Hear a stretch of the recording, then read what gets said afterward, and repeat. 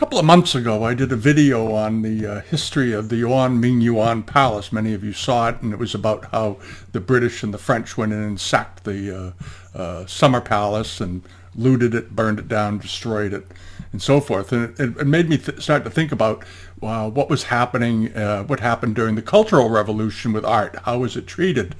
And this is going to be the topic of this video. And I think it's a pretty interesting subject because of the dynamics that led up to it and how it was perceived in the West. So this is where we're going to begin. It's a complicated issue, and what we think in the West happened is probably not aligning very well with what actually did happen. And before I get into it, I think it's important to talk about the perspectives and how we look at history in general. Particularly Chinese history in this case, although it's often viewed through a rather distorted lens of our own beliefs and ideas and so forth, and it makes it a very complicated thing.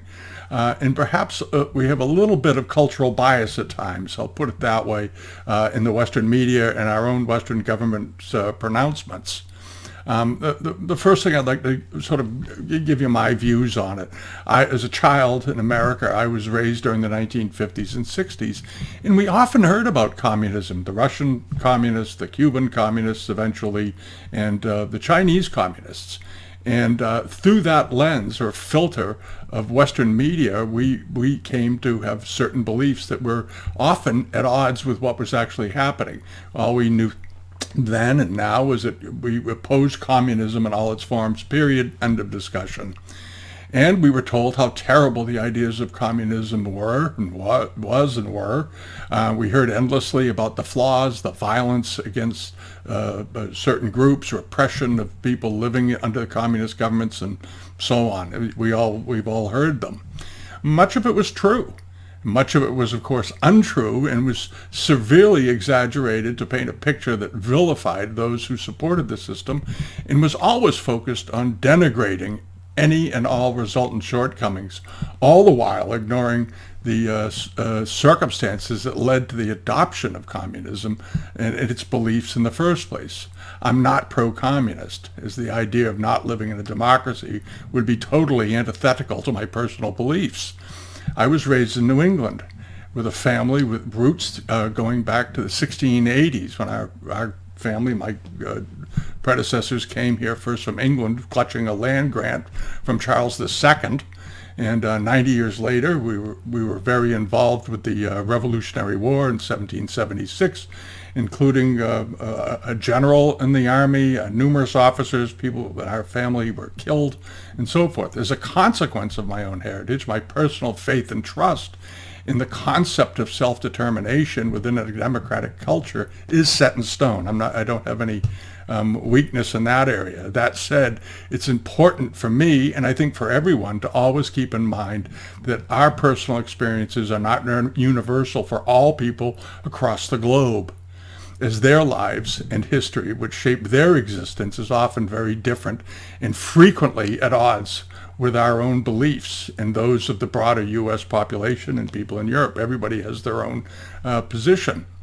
And recognizing those differences and being willing to look at cultures and societies honestly through the very long lens of historical cause and effect can help to at least get us to a fair understanding of why they are within other countries and as well as our own.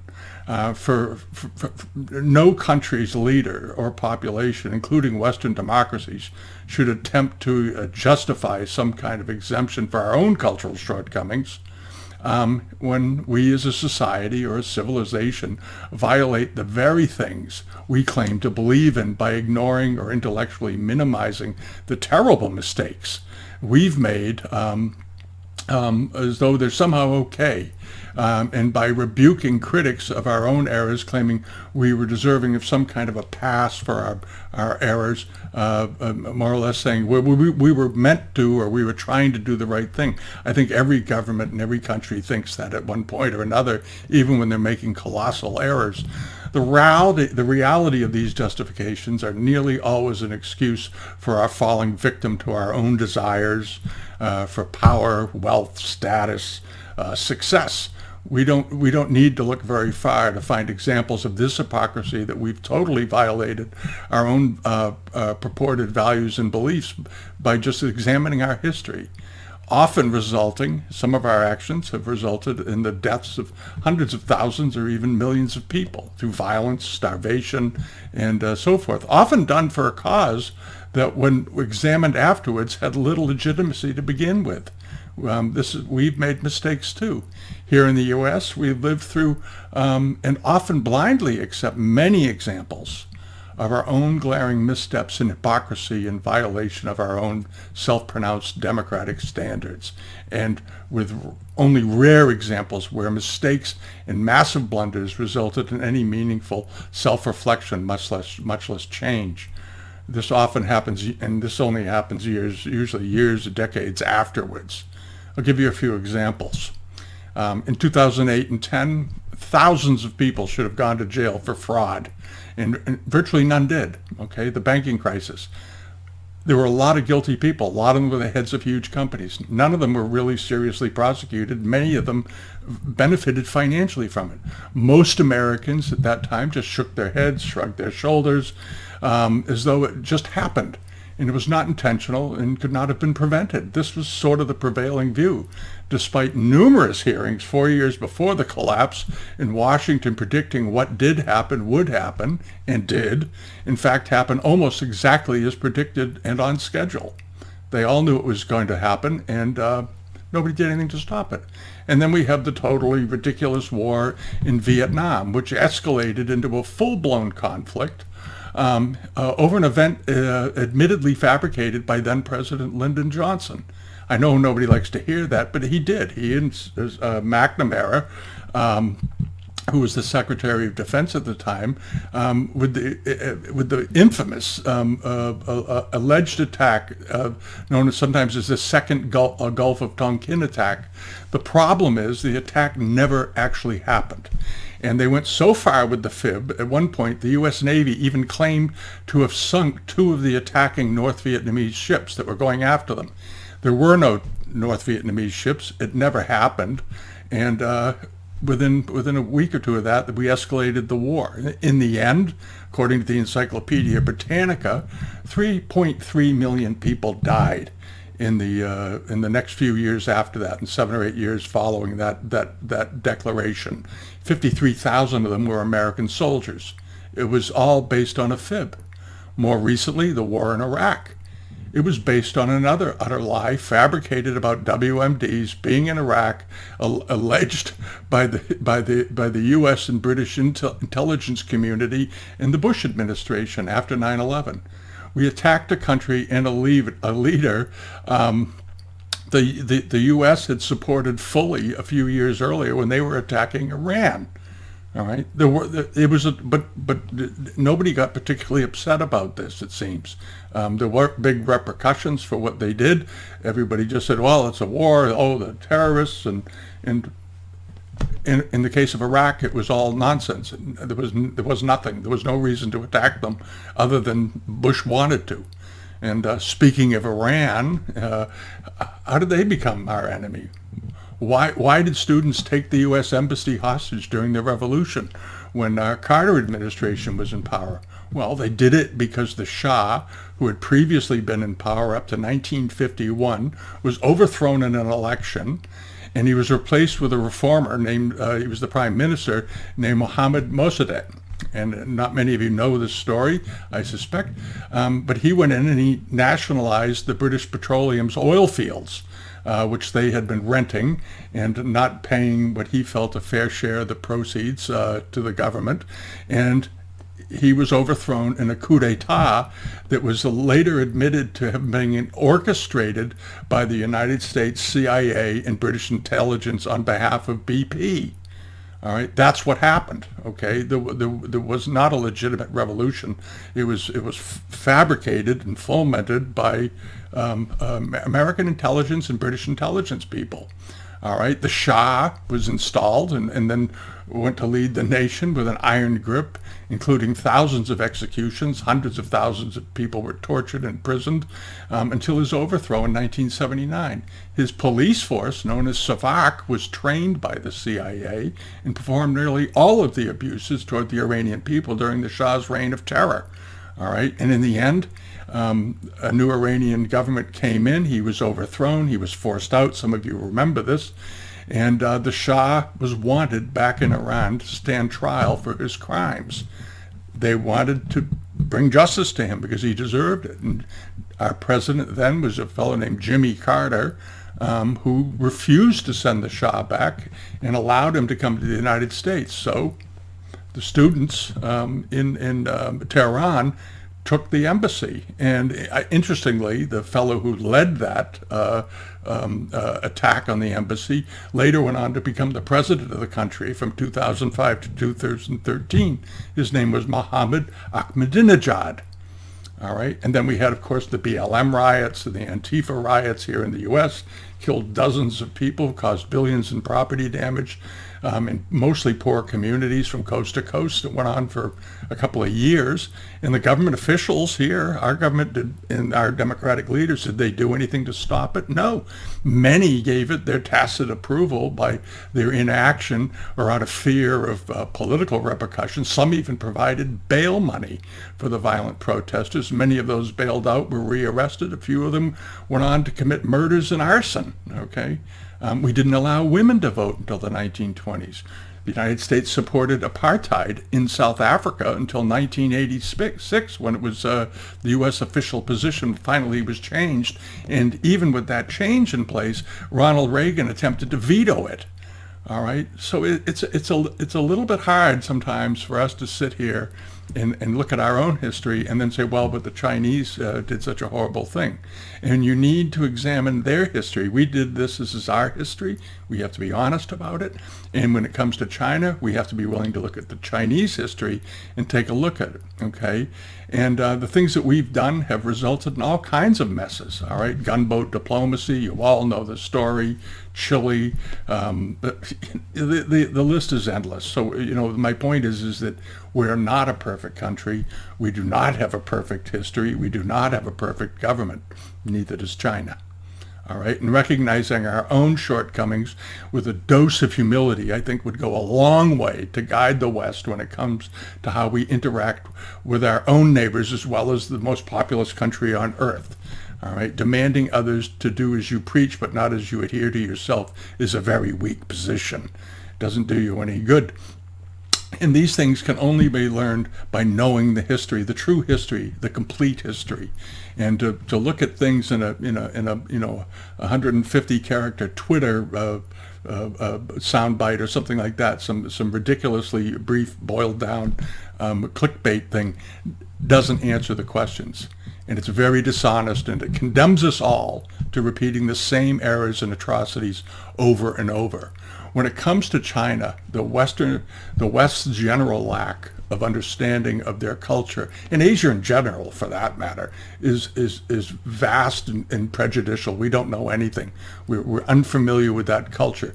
We didn't learn about it in school when they were teaching history. The closest we came to learning about Asian history in school when I was a boy was the bombing of Pearl Harbor by the Japanese when they started our involvement in World War II. So these things often, our lack of accurate historical perception often foul up how we perceive the rest of the world. And when it comes to China, it can't be really much more glaring than it is. To most living in the West, China's current state as a communist nation is more or less a black box. The West does not understand and, more sadly, have little desire to honestly and intellectually comprehend how it came to be the country it is today. All right, so it's easier for most just to condemn their government and their systems without examining how it came into existence. It didn't come into existence in a vacuum. All right, China's government is far from perfect, but then so are the West in many other ways. So it's a good idea, I think, to take a look. How did Mao come to power? How did the government get there? All right. And it's a very long story and a very, very complicated one. And I'm not going to go through all of it because I'd be here for a month. But the American Revolution was also complicated. The Civil War was also complicated here.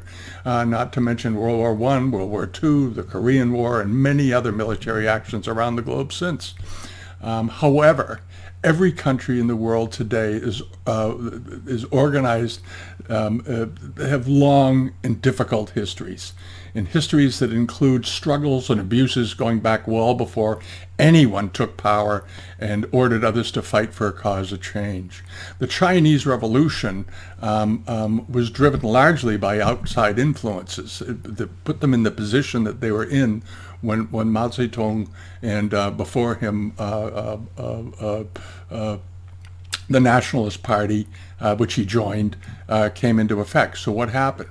And before getting into what did happen with regards to China's cultural relics and arts during the revolution, it's important to understand a few issues that led up to the revolution and how ultimately became the communist government.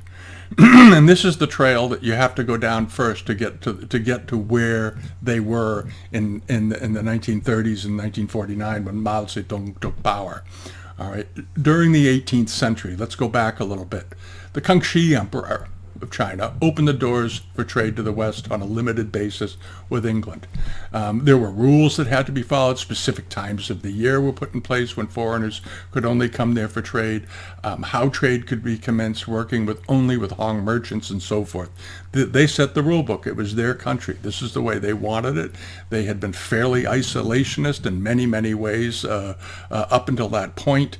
They weren't, the last time they'd really gone beyond their borders to do things was during the Mongols, 600 years earlier. So it's been a while, all right? And the system that Kangxi set up worked fairly well. But in the minds of the British and the East India Company, by the end of the 18th century, it wasn't enough anymore. They were getting greedy. They were making enormous amounts of money. Further, they were frustrated with the fact that the Chinese had little or no interest in buying any goods from them, which resulted in an ever-growing trade deficit with China and an actual shortage of silver with which to buy things. And trade deficits, as we know today, are very damaging to economies.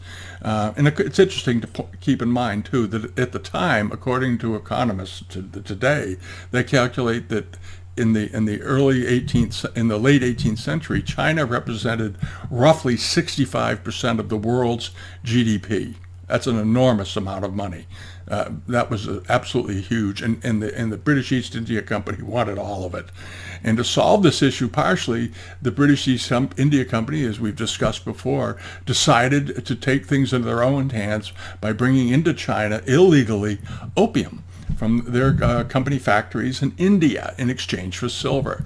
And despite orders and requests from the imperial family, from Qianlong and later from Jiajing and Daoguan to stop it, the British refused. And not only did they refuse to stop importing it, but they actually began increasing the tonnage every year, higher and higher and higher, to get more and more silver out of the country.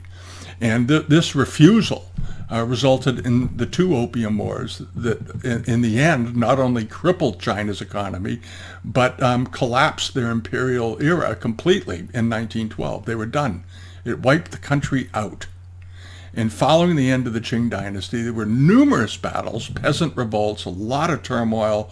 There were warlords. There were a lot of warlord battles going on because everybody was vying for power. And along came the Nationalist Party with the Kuomintang initially under Sun Yat-sen and then eventually under Chiang Kai-shek in 1925.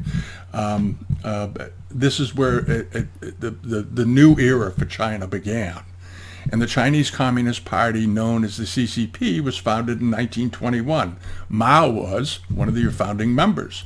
And he eventually took control of the organization 6 years later, in 1927. But early on, the CCP in China, in 1921, it was founded, only had a dozen or so members. By 1925, they had maybe 300 members, not 300,000, 300 members, when Chiang Kai-shek took over.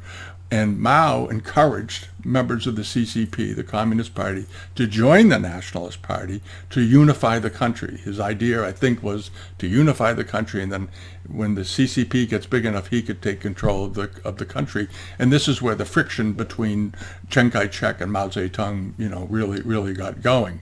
In 1926, Chiang Kai-shek, 25, he took over the party. I'm trying to keep this really simple.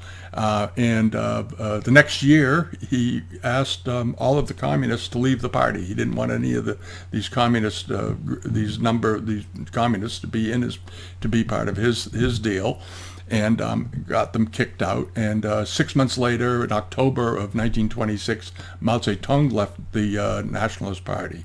And at the time, the CCP had just a few thousand members.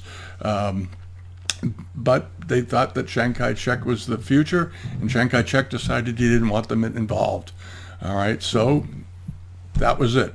And Mao Zedong became fed up with Chiang Kai-shek because he wasn't paying attention to the peasants. And of course, it was the peasants who were suffering the most. So Mao was working with and educating peasants on their revolution, taking control of their own government and so forth, using the Marxist view, and that's where his power began. That's where it really began. And from 1912 to 1949, China had endured countless internal revolutionary battles.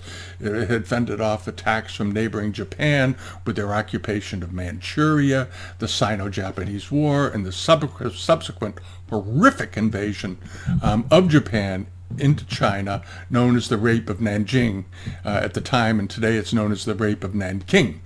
And this is where hundreds of thousands of Chinese citizens and POWs that were taken were mercilessly tortured and executed. It was a bloodbath. They estimate that as many as 20,000 women and young children were raped and murdered subsequently by Japanese forces. The Japanese would do this and then kill their victims so that they could never be identified. It was a horrible thing, and Japan's shameful and cowardly act was probably the worst thing they've done in 500 years.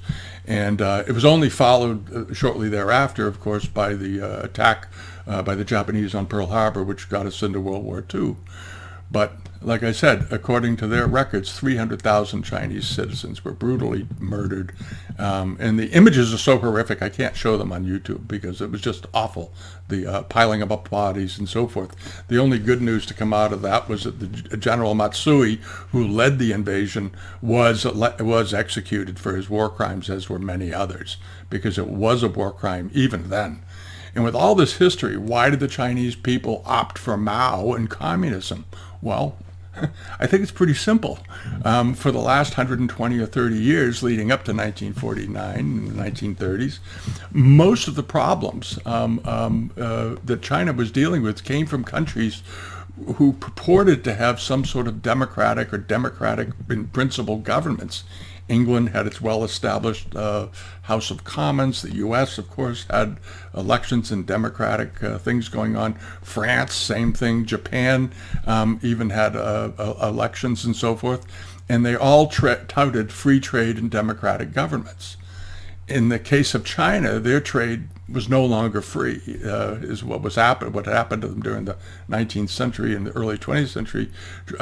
Trade was being done in many cases at the point of a gun, and from democratic countries from one form or another, including Japan, who more than once attacked China, trying to expand their empire. And of course, let's not forget, even Adolf Hitler was elected to office. So this was, for China, this was their view of what democracy is. And the only political system by the 1930s that had an idea that seemed plausible to them and that had not harmed China in any meaningful way was Marxist communism. It's as simple as that. It was they never got really invaded by the Russians or hassled by them. The communists were supportive of Mao, and Communism was, I think, in their minds, the only alternative to other options. And it all served as a backdrop leading up to the installment of the Communist Party in China. I think their history pretty clearly demonstrates how it all came to be. All right, and that's where it ended up. And at times, art in times of turmoil is always very difficult when we get into looking at the art and culture of different societies.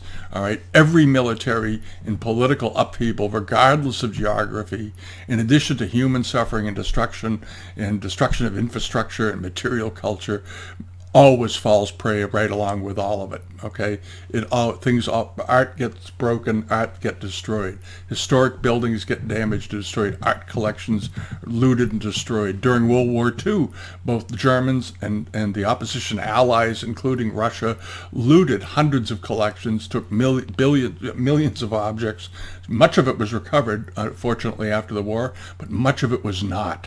And of course, as I discussed in a previous video, the greatest case of cultural destruction ever committed was done by England and France.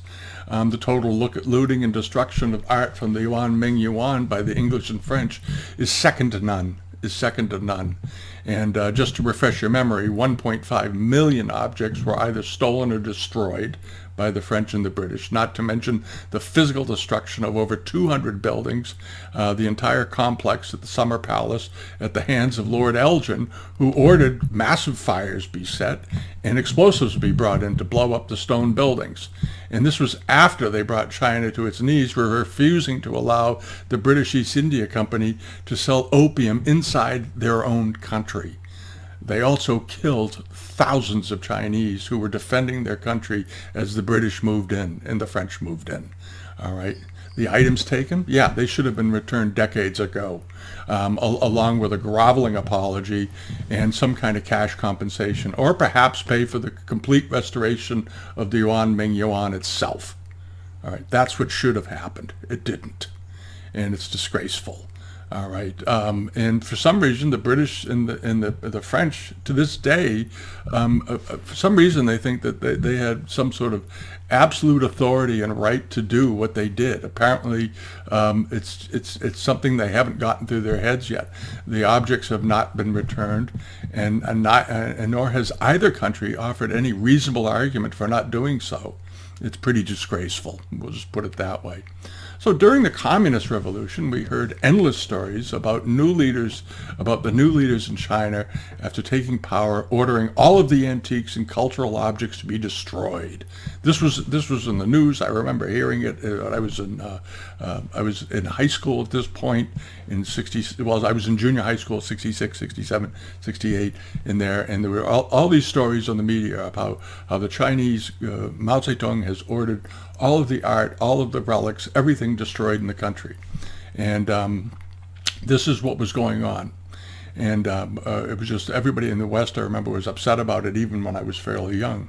And we now know this is clearly not what happened. And all of that was largely exaggerated very heavily, or just flat out lies. All right. But it was all supported by Western media and Western propaganda. So what really happened and why? Well, it started with an announcement in 1966. It was called "Getting Rid of the Four Olds," and this was an article that was published was it spring of 1966 at some point. I can't remember the exact day, but getting rid of Mao wanted the people to get rid of old ideas, old cultures, old customs, old habits, and put forth this was put forth by Mao as a desire to improve the culture, to change the culture, to get the culture thinking in a new way. And between 1966 and 1968, Mao's Red Guard, composed mostly of teenagers and young adults, went absolutely too far with this edict in their head to get rid of the four olds. The idea that they were running around with was that these foreign influence are the old ways. faults of the old ways caused economic suffering and having been endured by the people for generations. It was time for it to end. They blamed every bit of problem on China with old ways of thinking, old businesses, capitalism, foreign allowance of foreigners to come into the country, all of this. And when you look objectively at what happened, it's not hard to understand why when you examine their history. All right, the Red Guards were aggressive iconoclasts and had become vigilantes in a matter of weeks. All right, unfortunately for Mao, part of the problem was he had not been terribly precise about what he wanted the Red Guard to do, and never actually endorsed their actions of destruction. During this, it was a fairly brief period when the artwork was being and temples were being vandalized, and as a result of his lack of precision, this was a mistake. A lot happened that should have never happened, but it was ended in the end of 1968 under the orders from Mao. He used the PLA, the People's Liberation Army, to go out and get these kids out of there, get them to stop, round them up, and by the middle end of 1968, he was having them shipped off to work on farms where they needed food production. In 1969, the Red Guard was officially disbanded and ended. So the kids were sent out to the countryside to learn how to do something like grow crops. And yes, things were indeed destroyed. People got killed, humiliated. It was a very, very bad couple of years in particular, 66 to 68. It was rough. A lot of people were harmed. And I think it was just one of those things that just got out of control, the way young people with a belief and naivete can get sort of carried away with themselves, put it that way. And this started in it was in June 1st of 1966, and was more or less put to rest by 1968. So how much was destroyed? Did Mao order all this destruction? No, he didn't. As a matter of fact, early on in the early 1950s, Mao issued numerous orders for the creation of for his Cultural Relics Bureau, where they kept and maintained rare objects. He didn't want them destroyed, and he didn't rescind that or change it in 1966. This was the what he had asked for from the beginning, and making sure that archaeological sites were carefully managed and preserved. The Palace Museum was protected and maintained, because after all, if you wanted to really destroy all the artwork in China, what better place to start than the Palace Museum? It's billions of millions of objects. He didn't have any of them destroyed or wrecked, and the Imperial Palace was similarly protected along with other buildings.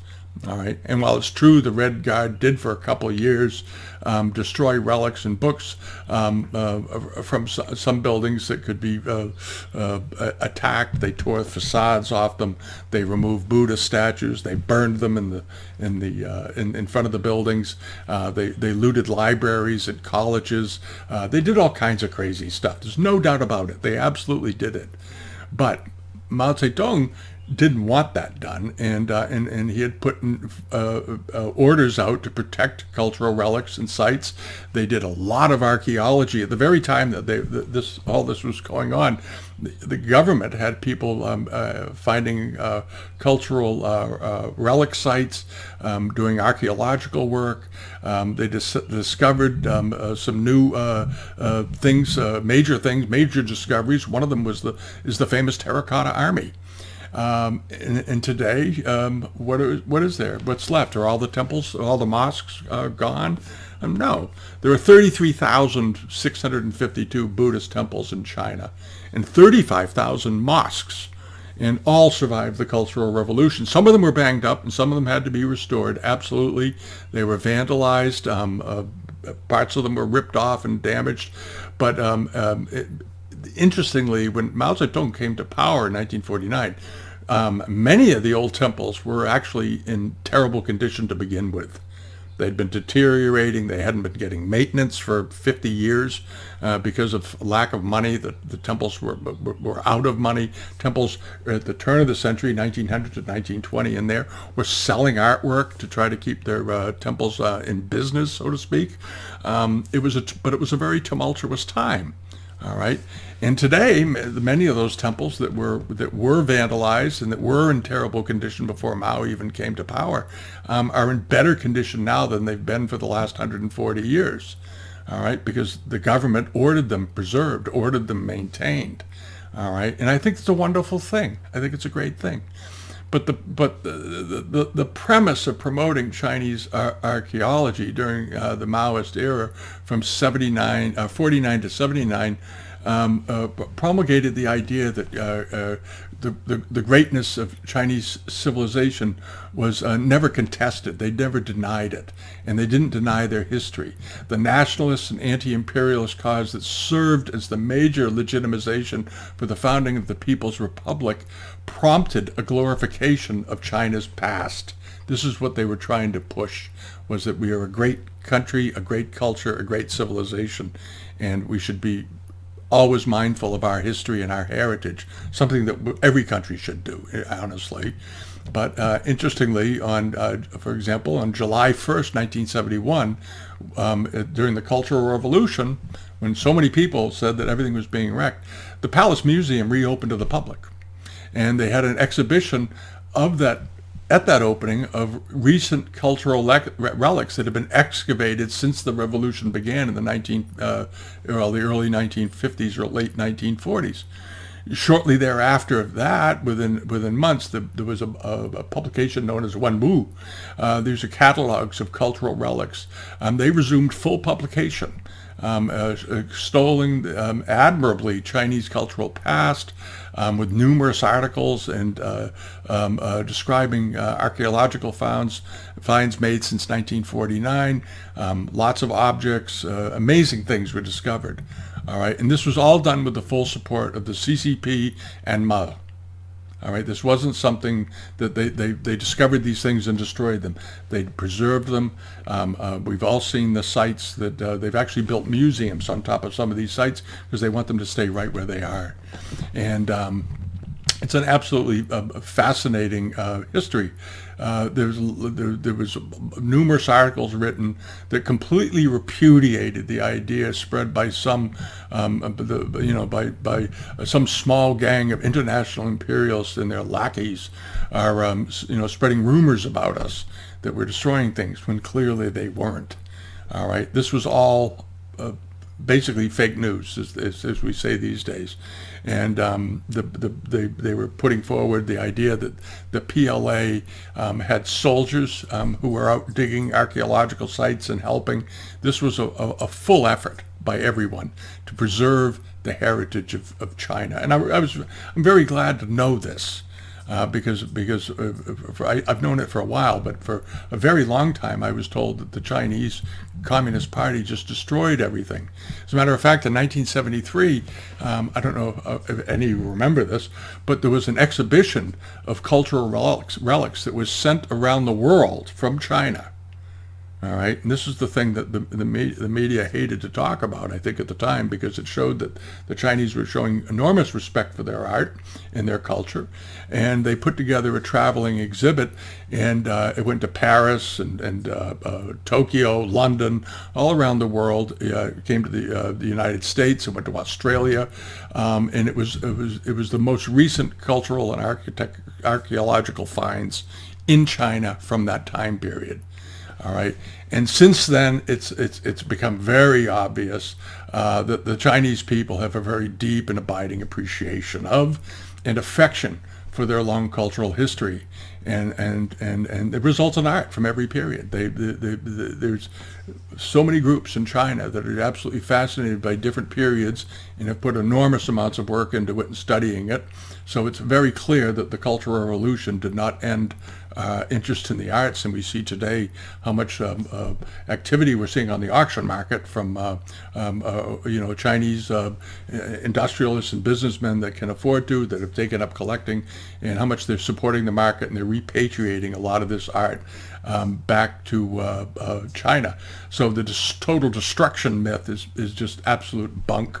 And there was damage done, but it wasn't the absolute fiasco that everyone had tried to imply it was. And China, like every other nation, have had their challenges, and they're working from a framework created by circumstances in many ways beyond their control. Chinese culture is today the product of its history. And to not see that when examining and discussing art in China, I think is a huge error. You have to understand the cultural context from which items come and how they developed and how they evolved. And all of it goes into how China became a communist country, how the country functions as it does today, and what their interests are.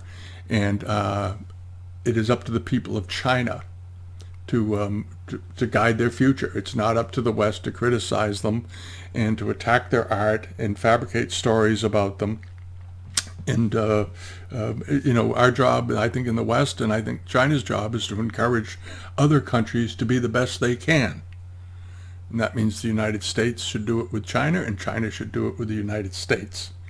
It doesn't mean we have to ignore each other and just get into fights all the time. But at any rate, the fact of the matter is that the Chinese did not destroy all their art during the Cultural Revolution, and not only did not destroy it, they added to it, which is amazing. And I hope you found this interesting. And so keep that in mind the next time you read something from the old days or in old books about all this, that it was largely overstated. Things happened that shouldn't have, but they were having a revolution. And as I think Mao actually said, a revolution is not a dinner party. And how they ended up needing a revolution, we could all in the West take a peek in the mirror and say they didn't get there by themselves, and take a little bit of responsibility, folks. All right, have a great week, and we'll be back with additional videos. And thank you for watching. Subscribe here if you haven't already. Thanks so much for watching. Bye-bye.